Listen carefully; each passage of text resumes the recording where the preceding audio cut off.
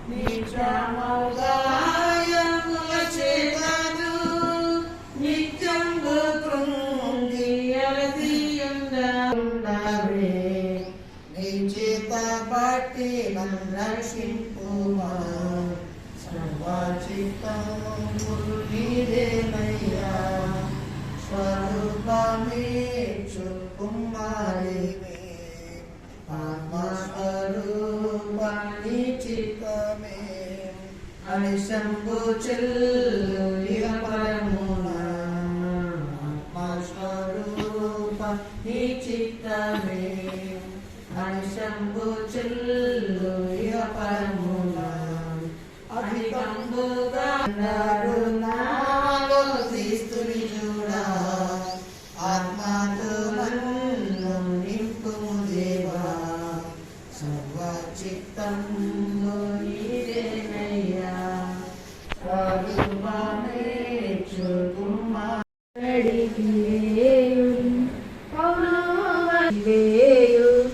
కొండాలాంటి బండాలాంటి మొండి హృదయం మండించు కొండాలాంటి బండాలాంటి కాపులనైనా బండి ఉన్న కాపులనైనా పరము చేరా సిలువ చెంత చెరిన నాదాలో నుండి ఒకటి తప్పి ఒంటరియాయే వంద గొర్రెల మందలో నుండి ఒకటి తప్పి ఒంటరియాయే 99 గొర్రెల విడిచి 99 గొర్రెల విడిచి ఒంటరి అయినా గొర్రెలను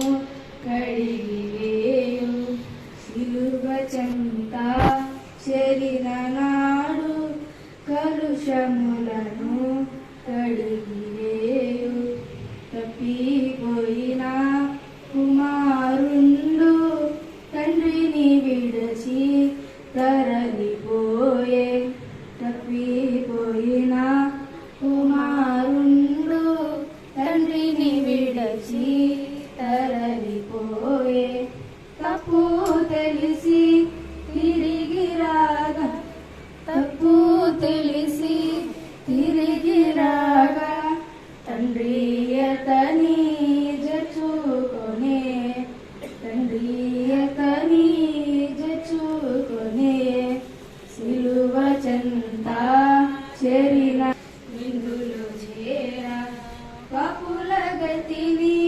పరికించితివా పాపుల గతిని పరికించితివా పాతాళం వారియంతము పాతాళం వారియంతము సిలువ చెంత చేరిన నాడు కలుషములను కడిగివేయు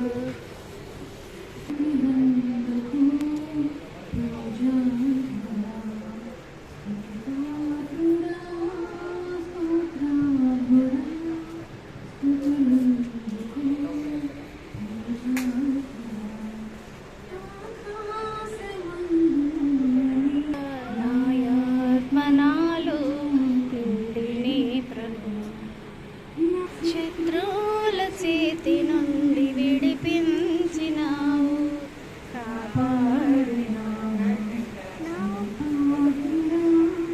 స్తోత్రాలుడా స్తుతులందుకు పూజార్హితులు నన్ను చూచి దూరాన నిలిచేరునా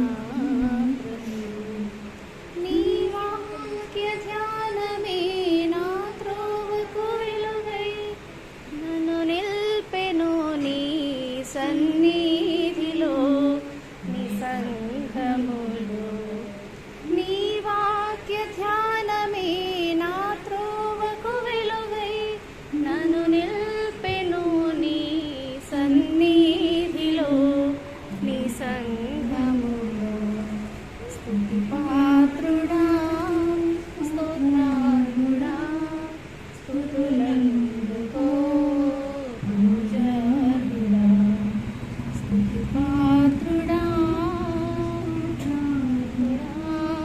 స్తుతులందుకో పూజారుడా నీవు తప్ప నాకెవరున్నారు ఆకాశమందు నీవు తప్ప నాకెవరున్నారు స్తుతి పాత్రుడా. ఒక చిన్న వచనాన్ని చదువుతున్నాను. యోహాను సువార్త 14వ అధ్యాయం 27వ వచనం. శాంతి మీకు అనుగ్రహించి వెళ్ళుచున్నాను, నా శాంతినే మీకు అనుగ్రహించుచున్నాను, లోకం ఇచ్చినట్లుగా నేను మీకు అనుగ్రహించటం లేదు. మీ హృదయములు కలవరపడనీయకుడి, గర్వనీయకుడి. చిన్న ప్రార్థన చేద్దాం. ప్రేమగల మా తండ్రి, చదవబడిన లేఖనాన్ని బట్టి దేవా, ఇంతవరకు చక్కగా పాటలు పాడిన బిడ్డల కొరకు స్తోత్రాలైనా, దుఃఖంలో ఉన్న మేరీ గారిని ఓదార్చినైనా, లోకరీతిగా భర్తను విడిచినా లేకపోయినా మీరు పరమ భర్త, నేను మిమ్మల్ని విడవను ఎడబాయనని సెలవిచ్చారు తండ్రి. తల్లి మరిచిన, తండ్రి విడిచిన నేను నిన్ను విడవను అని సెలవిచ్చారు. మీరు ఓదార్చే దేవుడు, సమాధానపరిచే దేవుడు తండ్రి. మీరు కుటుంబానికి ఆదరణ దయచేయండి. జోసఫిన్ కొరకు ప్రార్థన చేస్తున్నాం. వారి కుటుంబాన్ని, వారికి ఇచ్చిన బిడ్డల్ని మీరు ఆశీర్వదించిన ఆయన. జ్యేష్ఠ కుమారుడు దిలీప్ మా మధ్యలో లేకపోయినా మీతో ఉన్నాడని, మీరు ఆదరించే దేవుడని ప్రభువా దేవానికి స్తోత్రాలు తండ్రి. కుటుంబంలో రక్త సంబంధిగా, సహోదరుడిగా, కుమారుడిగా వారి ప్రేమ అనుభవాలు తిరిగి మళ్ళా గుర్తు చేసుకుంటూ ఉంటున్నాం. అలాగే జ్యోత్స్న గారిని, కనిపించిన బిడ్డల్ని మీరు ఆశీర్వదించున్నాయన. సోదరుడు దిలీప్ కొరకు ప్రార్థన చేస్తున్నాను. మంచివాడు నాయన, మరి దీపక్ని ఆశీర్వదించండి. తన భవిష్యత్తును మీరు ఆశీర్వదించినాయన. దేవా, ఈ ఆదరణ కూడికలో పరిశుద్ధాత్ముడా ఆదరించయ్యా. మా ప్రియుడు ప్రభాకర్ గారి లేని లోటు నాయన, మీరు కుటుంబానికి ఎడబాటును మీరుండి మీ శాంతిని దయచేయాలని ప్రార్థన చేస్తున్నారు. ప్రభువానికి స్తోత్రాలు. మంచివాడు నాయన. మరి యోహాను సువార్త 14వ అధ్యాయం 27వ వచనంలో మరి మీ కుటుంబానికి సహోదరులు ప్రభాకర్ రావు గారి లేని లోటు, వారు మాట్లాడకపోయినా యేసు ప్రభు వారు మాట్లాడే దేవుడైన ఈ వాక్యం మనుషులు మాట్లాడిన మాట కాదు, దేవుడు మాట్లాడిన మాట.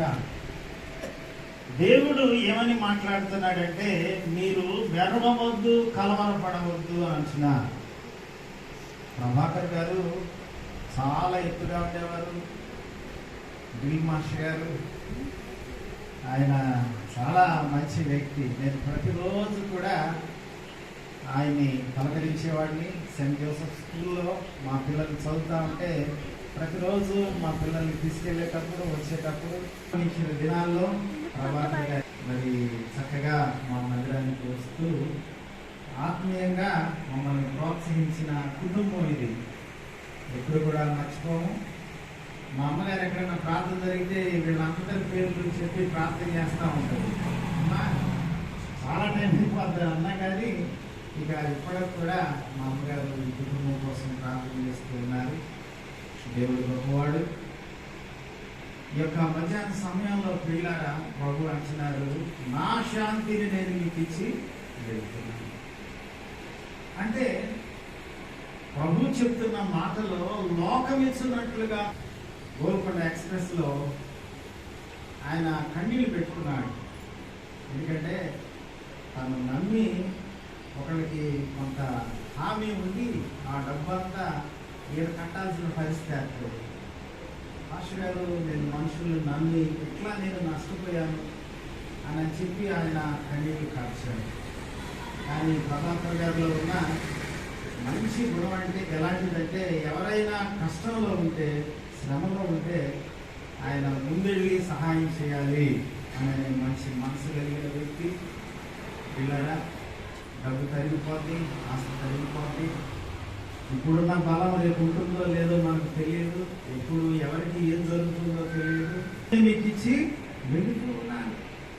లోకం ఇచ్చినట్లుగా కాదు, నా శాంతినే నేను మీకు ఇస్తున్నానని ప్రభు సెలవిస్తా ఉన్నారు. ప్రియులారా, శాంతిని పొందుకోవాలంటే ఎలాగూ మనం శాంతిని పొందుకోగలం? శాంతికరమైన జీవితాన్ని, శాంతికరమైన బ్రతుకును, శాంతికరమైన మార్గంలో మనం నడవాలంటే ప్రభు అంటున్నారు, నేనే మార్గమును, సత్యమును, జీవమునై ఉన్నాను. నా ద్వారా తప్ప ఎవరును తండ్రి యొద్దకు చేరలేరని ప్రభు సెలవిస్తున్నారు. ప్రియులారా, శాంతికరమైన జీవితాన్ని మనం జీవించాలంటే యేసుక్రీస్తు వారి యొక్క అవసరత మన జీవితానికి చాలా ప్రాముఖ్యం. బైబిల్లో ప్రియులారా ఒక సంఘటన నేను మీకు గుర్తు చేస్తాను. రెఫరెన్స్ అక్కర్లేదు కానీ, యేసు ప్రభు వారు ఆయన ప్రయాణమై అద్దరికి వెళ్ళాలని గలిలయ సముద్రం దగ్గరికి వచ్చినప్పుడు బైబిల్లో ఏమని వ్రాయబడిందంటే, యేసు ప్రభు వారు ఎక్కిన పడవ మాత్రమే అద్దరికి చేరింది. అంటే ప్రభుతో పాటు ఎంతో మంది ప్రయాణం చేశారు కానీ వీళ్ళ ప్రయాణంలో పెద్ద తుఫాను వచ్చింది, అలలు వచ్చాయి, గాలి వచ్చింది. వీళ్ళ పెద్ద తుఫాను వచ్చినప్పుడు యేసు ప్రభు వారు పడవలో పేతురు, యోహాను, యాకోబులు, అయ్యా లేవండి లేవండి అని యేసు ప్రభువుని లేపారు. యేసు ప్రభు వారు, ప్రభాకర్ గారు కూడా ఎక్కడున్నప్పటికీ ఆయన ఉంటే చాలు, ఆ మీటింగ్ కానీ అన్నింటినీ కూడా చాలా ఒక గొప్ప వ్యక్తిగా ఆజానుబాహుడిగా కనపడతారనే వారు. క్రీస్తునందు ప్రియులారా, నా జీవితానికి మన జీవితానికి యేసుక్రీస్తు వారి యొక్క అవసరత చాలా ప్రాముఖ్యం. యేసు గాలిని గద్దించగా, తుఫానులు గద్దించగా, ఆ పడవలో ఉన్న వారందరూ కూడా ఈయన ఎవరు అని అనుకున్నారు. ప్రభు అక్కడ చెప్పిన మాట ఏంటంటే, అల్ప విశ్వాసులారా ఎందుకు సందేహించారు? లోకంలో కలుగుతున్న శ్రమలను బట్టి, ఇబ్బందులను బట్టి, నష్టాలను బట్టి, ఇరుకులను బట్టి, వీళ్ళారా గత దినాలలో ఏర్పడిన వైరస్ ని బట్టి మనుషులందరూ కూడా కలవరపడ్డారు. ఈ కుటుంబంతో ప్రియులారా, ప్రభు అయిన యేసుక్రీస్తు వారు అంటున్నారు, వెరవవద్దు, కలవరపడవద్దు, నా శాంతిని నేను మీకు ఇస్తున్నాను. ప్రభు ఇచ్చే శాంతి. వీళ్ళారా ఆయన ఒక ఇంటిలో వారొక ఇల్లు చక్కగా కట్టుకొని, ఆ ఇంటిలో ప్రియులారా యేసు ప్రభు వారిని అయా రండి అని పిలిచారే గాని ఆయన ఎక్కడున్నాలో చెప్పలేదట. ప్రతిరోజు ఆ ఇంట్లోకి సైతాన్ వచ్చి చాలా గలిబిలి చేస్తూ, వంటగదిలో, బెడ్రూమ్ లో, అక్కడ ఇక్కడ అన్ని చోట్ల చాలా శోధన, సమస్యలు, ప్రియులారా నెమ్మది లేని పరిస్థితిలో ఉంటూ ఉండగా వారు యేసు ప్రభుని అడిగారంట. అయ్యా అంటే యేసు ప్రభు అన్నాడంట, నన్ను మీరు లోపలికి రమ్మన్నారా అన్నాడంట. బైబిల్లో రాయబడ్డది, ఇదిగో నేను తలుపు వద్ద నిలుచుండి తట్టుచున్నాను. ఎవరైతే నా స్వరం విని తలుపు తీస్తారో ఆ ఇంటిలోనికి నేను ప్రవేశిస్తాను, నేను మీతో భోంచేస్తాను, మీరు నాతో భోంచేస్తారని ప్రభు చెప్పారు కదా. నేనేమన్నా మీ ఇంటిలోనికి రమ్మని నన్ను పిలిచావా అని అంటే, అయ్యా గుడికి వెళ్తున్నాను, చాలా నెమ్మదిగా ఉంది, ఆ ఇంట్లో శాంతి కలుగుతుంది, వారు చేసే కార్యాలన్నీ కూడా దేవుడే సఫలం చేస్తున్నాడు.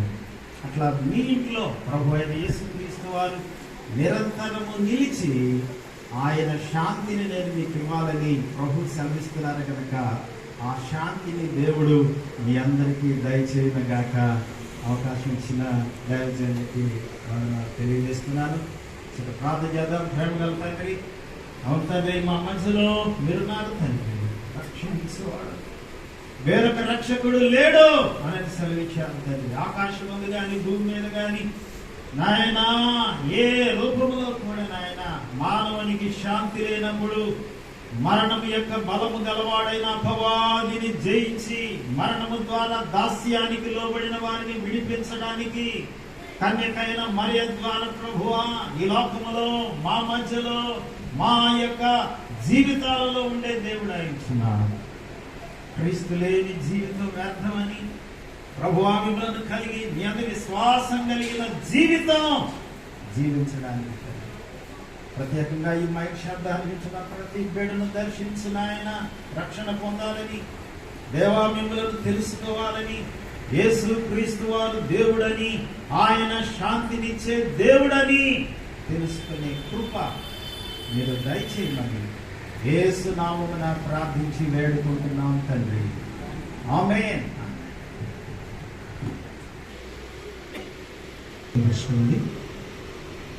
309వ కీర్తన చిన్న పుస్తకాలు 262వ కీర్తన దారుణమగు మరణ వారిధి దాతను వారు శిక్షించుడు. మగు మరణ వారిధి దాతను వారి సఖ్యము సోదర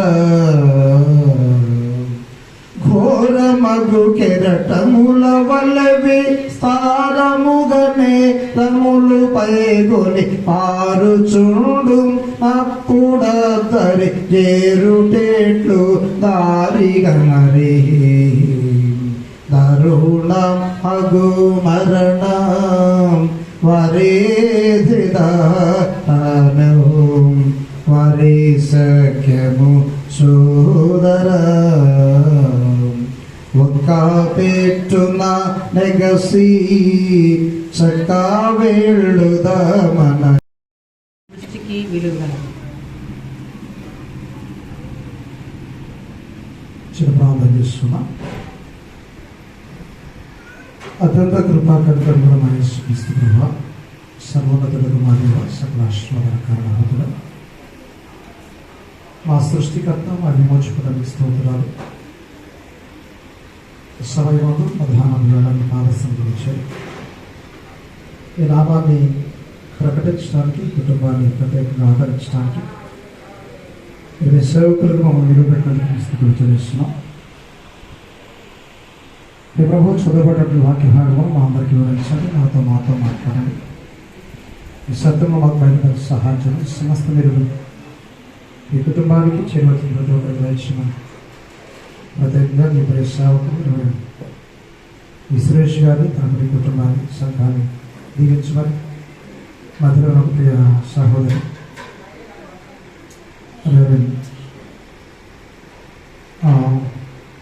సురేష్ గారి సతీమణి గారికి ప్రత్యేకంగా పనిచేసాం. ఆరాధనంతటి జయకరంగా ధరించి మహిళ సమస్త మహిళా కనత ప్రభావం ఆరోపించుకున్నాం. ఏ శ్రమం చూసినా తండ్రి ఆమేన్. దేవుని సంఘము యేసుక్రీస్తు ప్రశస్త నామం మీ అందరికి కూడా మధ్యాహ్నపు శుభాలు తెలియజేస్తున్నారు. ఈ సమయంలో మీ మధ్యలో ఉండటానికి దేవునికి స్తుతులు చెల్లిస్తున్నాను. అలాగే అవకాశం ఇచ్చినటువంటి గురుమండల అధ్యక్షులు రెవరెండ్ సురేష్ గారు, అది సత్యమని మా సహోదరులకు ప్రత్యేకంగా తెలియజేస్తున్నాను.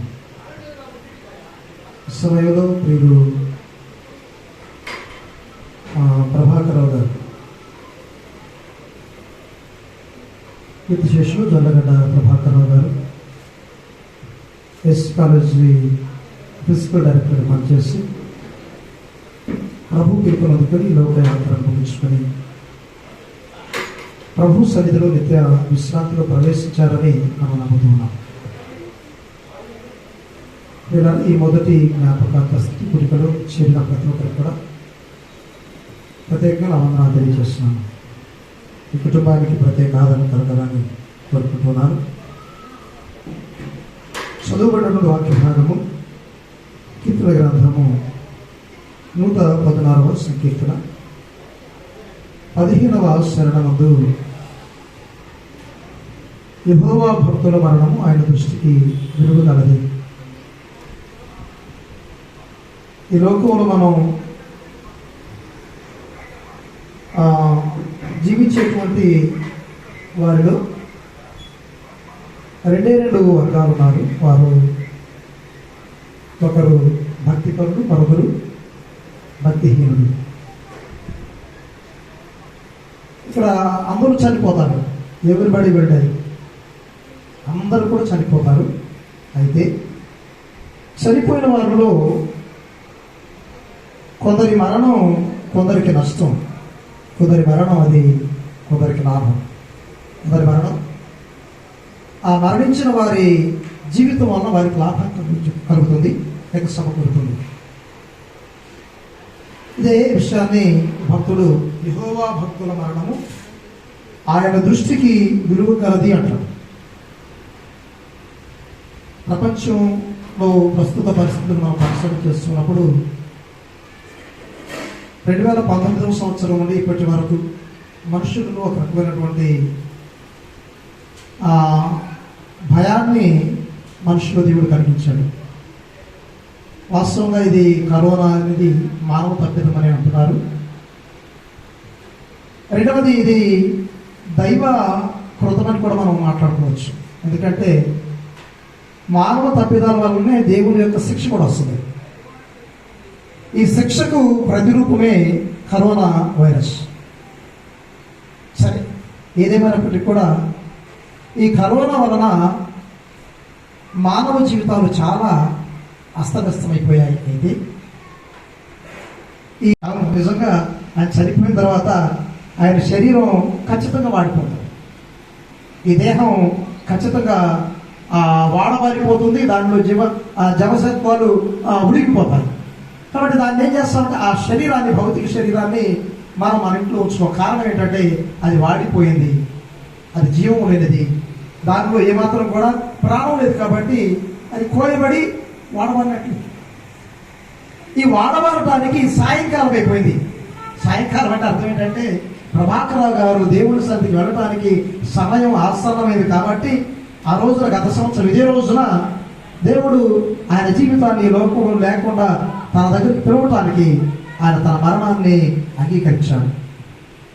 వాస్తవంగా మీరు ఆ రోజున నా భర్త గారు లేకపోతే మా తండ్రి గారు అని కుమార్తెలు కావచ్చు, కుమారులు కావచ్చు, మీరందరూ రోధించి ఉండవచ్చు. అది ఈ మానవ సంబంధమైనటువంటి సహజ సంబంధమైనటువంటి దుఃఖం మీకు కలిగి ఉంటుంది. కానీ ఈ సమయంలో ప్రభాకరరావు గారి మరణం వలన కొన్ని మేలులు వనగూడాయి, ప్రయోజనాలు కలిగాయి. ఆ ప్రయోజనాలు ఏంటో మీకు క్లుప్తంగా చెప్పి నా మాటలు ముగిస్తాను. మొదటిగా మరణం అనేది దేవుని సన్నిధికి మనల్ని నడిపించేది. పిల్లరా, అపోస్తలుడు పౌలు కొరింథీయులకు రాస్తున్న 2వ పత్రిక 5వ అధ్యాయము 7-8 వచనాలు మనం చూస్తే death leads to God's presence అనే మాట మనం అక్కడ చూస్తాం. కనుక ఈ దేహములో నివసించుతున్నంత కాలము ప్రభువునకు దూరముగా ఉన్నామని ఎరిగి ఉంది ఎల్లప్పుడూ ధైర్యం గలవారమై ఉన్నాము. ఇట్లు ధైర్యం కలిగి ఈ దేహమును విడిచిపెట్టి ప్రభువులో నివసించుటకు ఇష్టపడుచున్నాను అంటాడు ఆ పౌరు కదా. ఈ దేహాన్ని విడిచిపెట్టి ప్రభు దగ్గర ఉండుటకు ఇష్టపడుచున్నాను. ఈ దేహాన్ని విడిచిపెడితేనే మనం ప్రభు దగ్గరకు వెళ్ళగలం. చాలామంది అనుకుంటారు ఈ లోకంలో చాలా కాలం బ్రతకాలనుకుంటారు కానీ చనిపోవాలని ఎవరు కోరుకోరు కదా. కానీ పరలోకం కావాలనుకుంటారు కానీ చావటం మాత్రం మాకు వద్దు, మరణం మాత్రం మాకు వద్దు. అదే everybody wants to go to heaven but nobody wants to die అంట. అందరూ పరలోకం వెళ్ళాలని కోరుకుంటారు కానీ చనిపోకపోతే ఎట్లా వెళ్తాం? మా ఈ మాట రండి, చనిపోకపోతే పరలోకం వెళ్ళగలవా? ప్రభు దగ్గరికి వెళ్ళగలవా? చనిపోయినందువల్ల మాత్రమే మనకు పరలోకం వెళ్ళడానికి ఒక అవకాశం ఏర్పడింది. కాబట్టి ప్రభాకరరావు గారి విషయంలో ఇది చాలా మేలైనటువంటి విషయం. నేను ఇందాకే చెప్పాను, ప్రొద్దున చిగురించారు, సాయంకాలంలో కోయబడి వాడబారిపోయారు. కాబట్టి ఆయన ప్రభు దగ్గరికి వెళ్ళడానికి అనుమతి కలిగింది, అనుమతి వచ్చింది, లేక ప్రభువు పిలిచాడు కాబట్టి ప్రభు దగ్గరికి వెళ్ళాడని మనం నమ్మాలి. ఇప్పుడు ఇందుని బట్టి మనం బాధపడవలసిన అవసరం లేదు. కాబట్టి ప్రధానమైన విషయం ఏంటంటే ఆయన ప్రభు దగ్గర నివసించడానికి ఆయన వెళ్ళాడు. పరలోకంలో ప్రభు సన్నిధిలో నిత్యం ఉంటున్నాడని మనం నమ్ముతున్నాం. రెండవ ప్రాముఖ్యమైన విషయం death leads to comfort. Death leads to comfort. ఇలా లూకాసు వార్త 16వ అధ్యాయం 25వ వచనంలో ప్రభువు ధనవంతుడైనటువంటి ఒక వ్యక్తితో ప్రభు మాట్లాడినటువంటి మాట. ఈ మాట మనం చూస్తే పిల్లల ఒకంత ఆశ్చర్యం, ఒక విధమైనటువంటి ఆనందం లేక సంతోషం మనకు కలుగుతుంది. క్రైస్తవులుగా ఉన్న మనం లేక ప్రభువునందు ఆనందిస్తూ లేక ప్రభుతో కూడా జీవిస్తూ ప్రభువునందు మరణించడానికి సిద్ధంగా ఉన్న ఎవరైనా కానీ ఈ వాక్యం ఉత్సాహము, అబ్రహాము కుమారుడా, నీవు నీ జీవితకాలం అంతా నీకు ఇష్టమైనటువంటి సుఖం అనుభవించినవి, అలాగే లాజరు కష్టం అనుభవించనని జ్ఞాపకం చేసుకున్నాము. ఇప్పుడైతే వాడు ఇక్కడ నెమ్మది పొందుతున్నాడు, నీవు యాతన పడుతున్నావు. ఇప్పుడైతే అతడు ఇక్కడ నెమ్మది పొందుతున్నాడు అంట. నెమ్మది పొందడం అంటే ఏంటి? చాలామంది జీవితాల్లో చాలామంది అంటారు ఏమో బాగున్నారా అంటారు. బాగున్నామంటే ఏమంటారు? మాస్టర్ గారు బాగానే ఉన్నామండి, బాధలు మాత్రం తప్పలేదు. ఎప్పుడు తప్పుది అంటే ఎప్పుడు తప్పుది? బాధలు ఎప్పుడు తప్పుది? చనిపోయినప్పుడే. నిజంగా యేసే మనల్ని పిలిచినప్పుడే బాధలు తప్పుతాయి, అంతే. మనం చనిపోయినప్పుడు మాత్రమే మనల్ని బాధలన్నీ కూడా వెళ్ళిపోతాయి. అది ప్రభువులో మనం నివసిస్తూ జీవిస్తే అది చాలా ఆనందకరమైన విషయం. ఆ తరువాత ఈ బాధను అనుభవించిన తర్వాత పరలోకంలో ప్రభు సన్నిధానంలో లేక అబ్రహాము రొమ్మును ఆనుకున్నప్పుడు పరిపూర్ణమైనటువంటి ఆ ఆదరణ మనకు కలుగుతున్నప్పుడు ఆనందమే వేరు. పిల్లల అతడు ఇక్కడ నెమ్మది పొందుతున్నాడు. Death leads to comfort. మూడవ ప్రాముఖ్యమైన విషయం death leads to rest. Death leads to rest అంటే ఏంటి? విశ్రాంతి కదా. ఈ విశ్రాంతి ఎప్పుడు కలుగుతుంది అమ్మా? ఇది కూడా అప్పుడే. మనిషికి విశ్రాంతి ఎప్పుడు కలుగుతుంది అంటే ఎవరైనా కావచ్చు, ₹1 సంపాదించాలి ఈ రోజుకి. అంత అంత అంత గొప్పలు ఉన్నారు కొంతమంది. మనకి ₹1,00,00,000 సంపాదించినాడు కదా కూడా అతను ఎప్పుడు విశ్రమిస్తాడంటే నిజంగా ఆ ₹1,00,00,000 చూసుకుంటూ, లేకపోతే 100 కోట్లు 1000 కోట్లు సంపాదించిన తర్వాత ఆ డబ్బంతా సంపాదించి ఒక చోట దాచిపెడతాడు, బ్యాంకులో దాచిపెడతాడు. దాచిపెట్టిన తర్వాత అవి నిజంగా మనకి అవి నేను అనుభవించగలనా అని ఆలోచన వస్తుంది మనసులో. అవి నాకు సరిగా ఉపయోగపడుతున్నాయా? ఉపయోగపడవచ్చు. కానీ ఆ డబ్బు ఎలా జాగ్రత్త చేసుకోవాలి, ఎలా వాటిని భద్రం చేసుకోవాలి అనేటువంటి ఆలోచనలో ఉండి ఇలా థింక్ చేస్తూ నిజంగా మానవుడు ఇక్కడే ఉంటాడు కానీ తన ఇంట్లో లేక ఒక మంచి ప్యాలెస్లో ఉంటాడే కానీ ఆ తరువాత అక్కడ ఉన్నటువంటి ఆ డబ్బు మీద, ఈ లోకం మీద, లోకంలో ఉన్నటువంటి ఆస్తుల మీద ఈ ఆలోచన కలిగి సమస్త విషయాలలో అతడు నిత్యము అవిశ్రాంతితో ఉంటాడు. అతను ఏమాత్రం విశ్రాంతి పొందడు. మంచం మీద కొడుకున్నా కానీ ఆ డబ్బు ఏమైపోతుంది, లేకపోతే మంచం మీద ఉన్నా కానీ ఆ పిల్లలు ఏమైపోతారు, మంచం మీద ఉన్నా కానీ నిద్రపోయే విశ్రాంతిలో ప్రవేశించడం అంటే ఈ లోకంలో ఉండగా ఎవరికి కూడా విశ్రాంతి అనేది ఉండనే ఉండదు. 1,00,000 సంపాదించినోడు 1,00,00,000 సంపాదించాలని నిరంతరం శ్రమిస్తూనే ఉంటాడు కదా, కష్టపడుతూనే ఉంటాడు, వేదన పడుతూనే ఉంటాడు. కానీ ఆ విశ్రాంతి ఎప్పుడు వస్తుందంటే ప్రభువు పిలిచినప్పుడు, ప్రభు సన్నిధికి వెళ్ళినప్పుడు, ప్రభుతో కూడా నిత్య సహవాసంలో మనం ఉన్నప్పుడు, అప్పుడు మాత్రమే మనకు పరిపూర్ణమైనటువంటి విశ్రాంతి కలుగుతుంది. అది కూడా ప్రకటన గ్రంథం 14వ అధ్యాయం 13వ వచనంలో ఇప్పటి నుండి ప్రభువునందు మృతులకు మృతులు ధన్యులని వ్రాయమని పరలోకములను ఒక స్వరము చెప్పగబట్టి నిజమే వారు తమ ప్రయాసము మాని విశ్రాంతి పొందుదరని ఆత్మ చెప్పుచున్నాడు. వారి క్రియలు వారి వెంట పోను. ప్రియులారా, వారి క్రియలు వారి వెంట పోను. ఇక్కడ ఈ లోకంలో జీవించిన మనందరం కూడా వారి క్రియలు వారి వెంట పోనంటే ఇక్కడ అర్థం ఏంటంటే ధనవంతుడు చూసాడు కదా మనం ఎగ్జాంపుల్. ధనవంతుడు రాజుల యొక్క ఆ ఎగ్జాంపుల్లో ప్రభు చెప్పినటువంటి ఆ ఉదాహరణలో ధనవంతుడేమో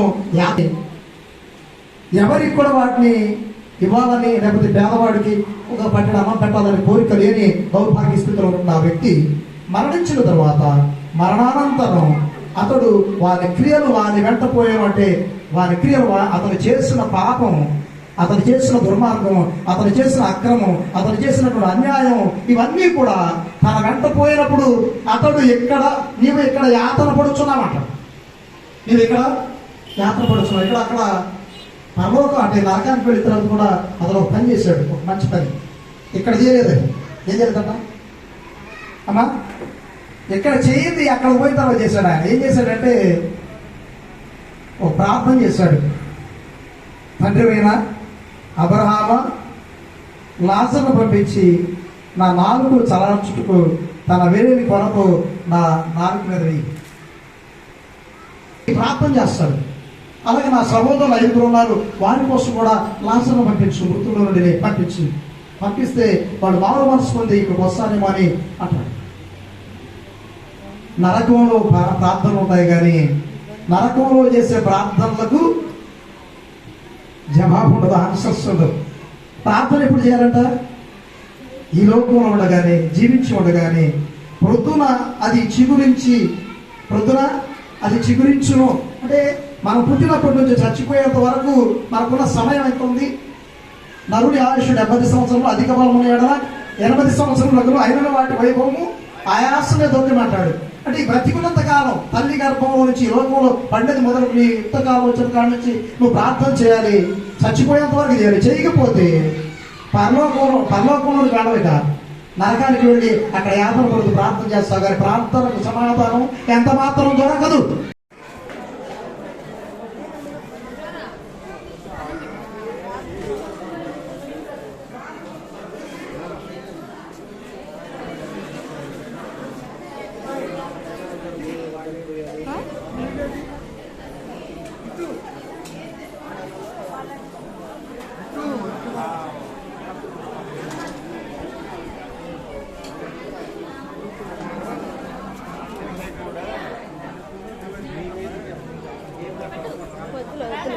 వద్దులే